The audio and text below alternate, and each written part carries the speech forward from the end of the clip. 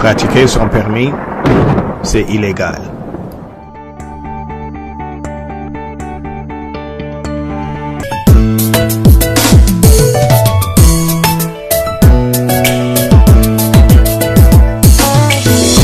Bonjour chers frères, aujourd'hui nous recevons pour vous M.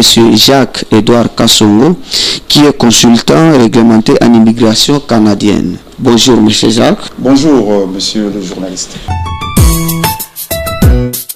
Je suis membre du Conseil de réglementation en immigration canadienne, qui est un organisme de réglementation nationale autorisé par le gouvernement du Canada en vertu de la loi sur l'immigration et la protection des réfugiés au Canada. Exige à ce que toute personne qui fournit de la représentation ou des conseils en immigration soit, c'est-à-dire une personne qui le fait moyennant rétribution, c'est-à-dire s'il est payé, il doit être en principe ou obligatoirement membre du conseil. C'est là pour éviter le dérapage qui existe même au niveau du Canada en ce qui concerne l'immigration. Et j'ai constaté que nous, Congolais particulièrement, nous ne savons pas comment immigrer au Canada. Contrairement aux autres pays où il y a des avocats ou des consultants en immigration qui vivent dans ces pays, qui conseillent, qui donnent de bons conseils aux gens sur comment immigrer légalement au Canada. Alors c'était un souci pour moi de revenir au Congo pour montrer aux gens, aux Congolais, que le Canada c'est un grand pays qui a besoin des gens et il y a des moyens légaux qu'on peut utiliser pour immigrer au Canada. Et ce sont des moyens qui sont prévus par la loi sur l'immigration, la protection des réfugiés. C'est-à-dire, en ce qui nous concerne, nous travaillons sur deux programmes. Au Canada, il faut comprendre que, ou il faut que je vous dise que le Canada a une soixantaine de programmes d'immigration, à l'interne comme à l'externe. Alors, moi, j'ai vu la situation de mon pays. Je me suis décidé de travailler sur un seul programme qui s'adapte aux Congolais. Je travaille avec les étudiants et les visiteurs. Les deux programmes sont dans le groupe qu'on appelle la résidence temporaire. C'est-à-dire que ce sont des personnes qui vont au Canada, pas pour rester, ils vont pour un temps, pour un séjour donné, et après ils retournent dans leur pays d'origine. Et puis il y a une résidence permanente. La résidence permanente, ça donne le droit ou l'occasion à une personne d'immigrer en permanence au Canada. C'est-à-dire, à partir de votre pays d'origine, vous aurez un visa de résident permanent qui vous permet de rentrer au Canada comme résident permanent. Vous avez une carte de résident de 5 ans, au bout desquels vous pouvez, si vous le souhaitez, demander la nationalité. Je me nomme Esther Kaïla, je viens de la République démocratique du Congo, je suis maintenant à Montréal, je vis à Ottawa. J'ai obtenu mon visa grâce à Canada Visa Connection en un temps record et à un prix abordable. Et je vous conseillerais de faire de même, donc de vous engager avec Canada Visa Connection. Et mon visa est là,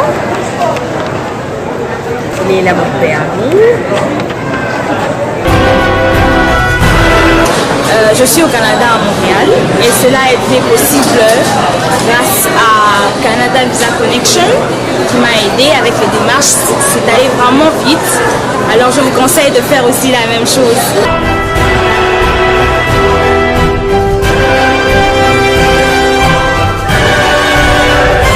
Et donc c'est les deux programmes que moi j'ai choisis. Je suis membre du conseil de réglementation de consultant d'immigration, donc je suis tenu à une certaine déontologie qui a l'avantage des clients. C'est-à-dire, je fais des cours et donc il faut être à la page, il faut lire, il faut suivre des cours. Ça c'est une obligation du conseil. Et une autre obligation c'est l'assurance. Donc moi je prends obligatoirement une assurance pour omission, erreur ou omission. Donc si je me trouve devant un client qui est lésé par une erreur de ma part, il peut être dédommagé par mon assurance. Donc c'est un peu dans ce terme que je peux définir la différence qu'il y a entre moi et tous ceux qui ne sont pas réglementés. Canada, on ne parle pas de loterie. La loterie, en ce qui concerne le Canada, n'existe pas. Ce sont des critères que les gens doivent remplir et qui permettent à ces gens d'immigrer légalement au Canada. Ce que je peux conseiller aux gens, c'est d'être patient. L'immigration, si vous décidez du moins d'aller immigrer au Canada, ce n'est pas une démarche qui prend 2 jours ou 3 jours. Et ce que j'ai remarqué en nous, les Congolais, c'est qu'on est trop pressés. Quand vous êtes devant quelqu'un qui connaît le travail et qui vous parle d'un délai d'une année et 6 mois, de 2 ans, et vous êtes découragé. Alors c'est ça qui pousse les gens à tomber sur n'importe qui peut promettre n'importe quoi, pourvu qu'il vous donne des idées de partir de demain après-demain. Il y a des gens qui pensent que quand vous commencez votre procédure, en un mois, vous êtes au Canada. Non, il y a des délais, et ces délais sont réglementés. Si vous tombez sur quelqu'un qui vous dit « Non, moi, je vous amène au Canada en 5 mois, 6 mois », c'est pas vrai, c'est pas lui qui décide, il n'y a personne qui décide, c'est la loi qui décide. Les gens qui m'écoutent, généralement, ils se disent ce que j'ai dit est vrai. Bon, le Canada d'abord, c'est un pays qui attire beaucoup de gens.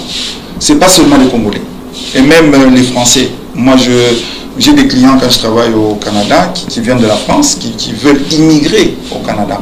Il faut dire qu'aujourd'hui, le Canada, pour moi, c'est le meilleur pays. Toutes les conditions sont réunies pour bien vivre dans ce pays. C'est un pays où il y a la paix, c'est un pays où il fait beau vivre, c'est un pays où il fait froid, et peut-être trop froid, mais les gens s'adaptent. C'est un pays d'immigrants où tout le monde se retrouve et où il fait beau vivre. Nous travaillons sur principalement 3 programmes.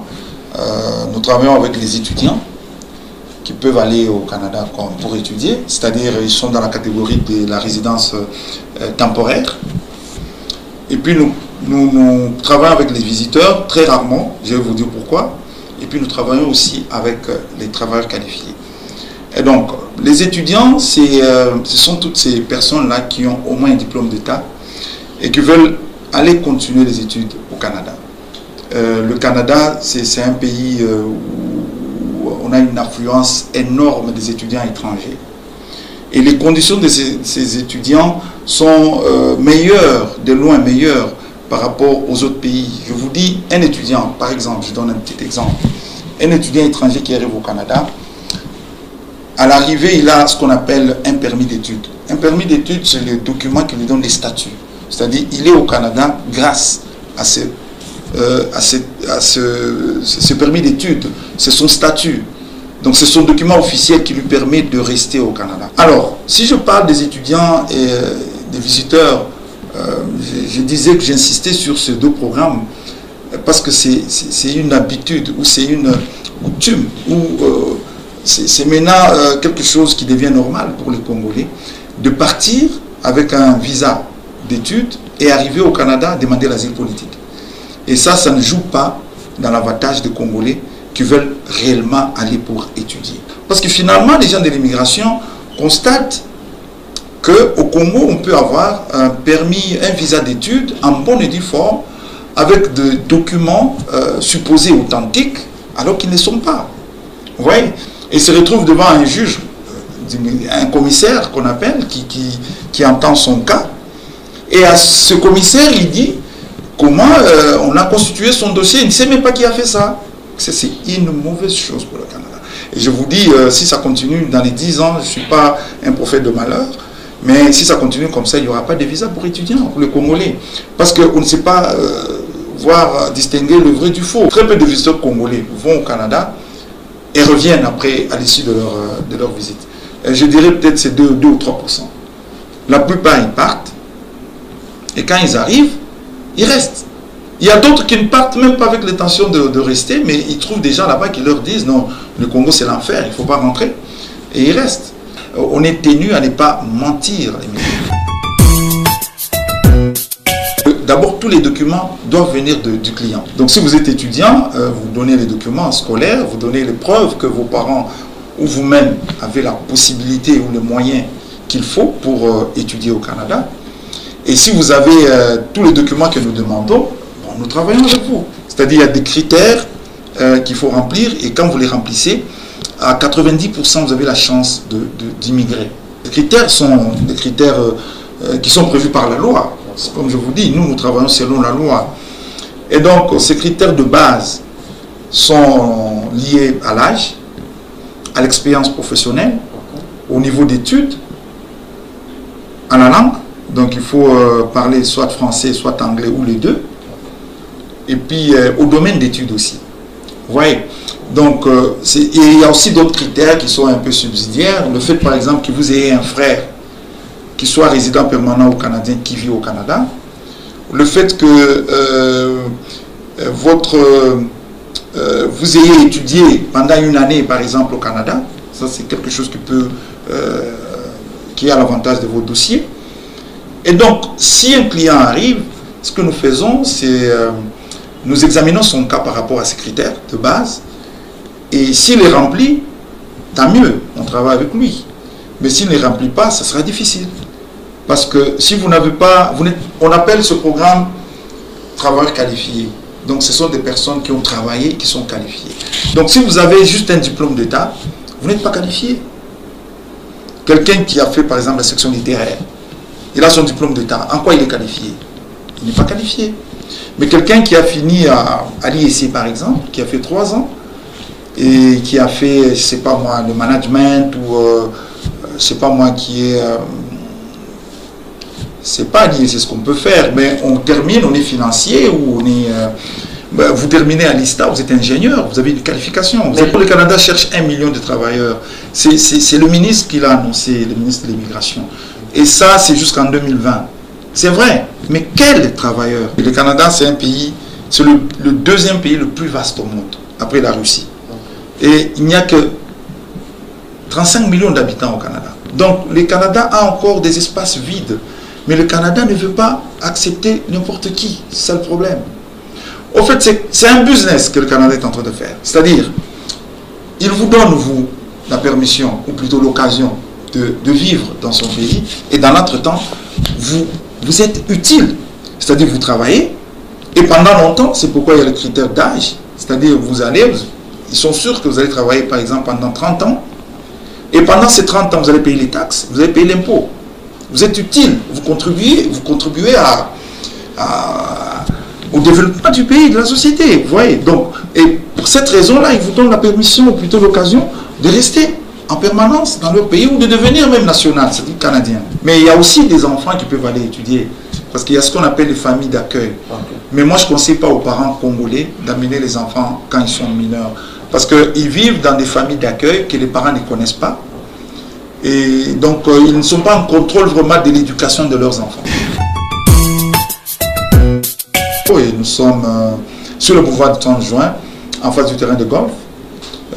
Ils peuvent nous atteindre au numéro Vodacom 082 320 0790. Donc 082 320 0790. Et au numéro RTL, disons que le numéro Vodacom, c'est aussi un numéro WhatsApp. Et le numéro RTL, c'est 099 099 099 029 87 84. On a aussi un site, ça je vais ajouter, www.cvcimmigration.com. Donc www.cvcimmigration.com. Tous les compatriotes congolais, de faire attention à tous ces charlatans qui pilulent la vie de Kinshasa et qui promettent des choses qu'ils ne réalisent pas. Et donc, essayez de contacter les experts, les gens qui connaissent ce qu'ils font, les gens qui connaissent le Canada, qui peuvent vous donner des conseils en ce qui concerne le Canada, qui connaissent la réalité du Canada et qui peuvent bien vous guider.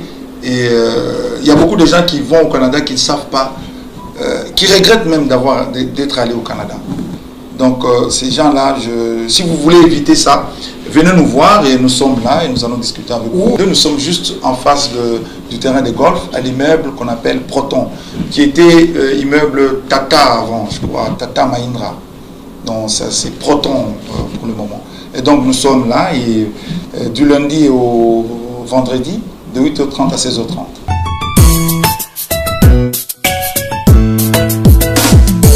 We love you.